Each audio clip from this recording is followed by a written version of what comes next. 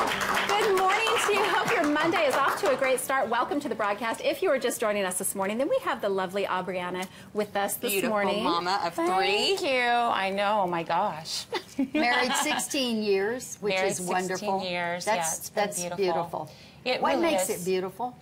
Oh gosh, you know what? Just choosing to love and having that every day. Choosing to love every day and having that person that you can spend the rest of your life with and know that you'll have a partner, you know, a best friend for life and be there and knows you better than anybody else. And putting relationship first. Yes. And that absolutely. he is so supportive of your life calling, which is so cool.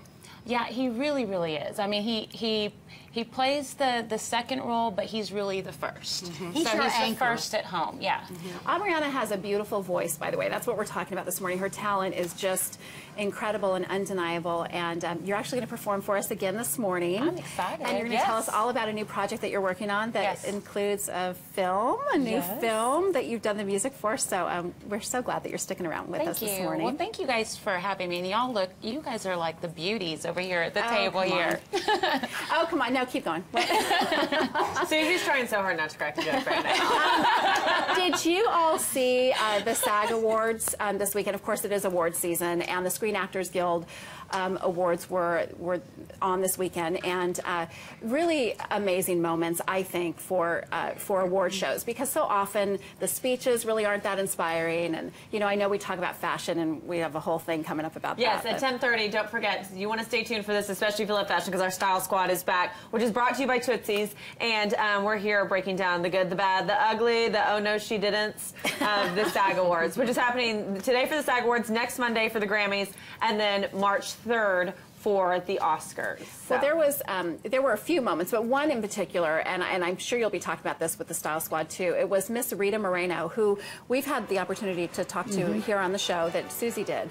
She is 82 years old, wearing Hervé Leger, might I add. She is beautiful and she is poised, and she won the SAG's version of a kind of a Lifetime Achievement Award, and her speech was so moving and so touching. Of course, we don't have time to share it all with you, but she actually sang a little bit in the end, and you could hear a pin drop in that arena. It was moving and beautiful, and I think for 82 years old, I want to know she who her is just phenomenal. is.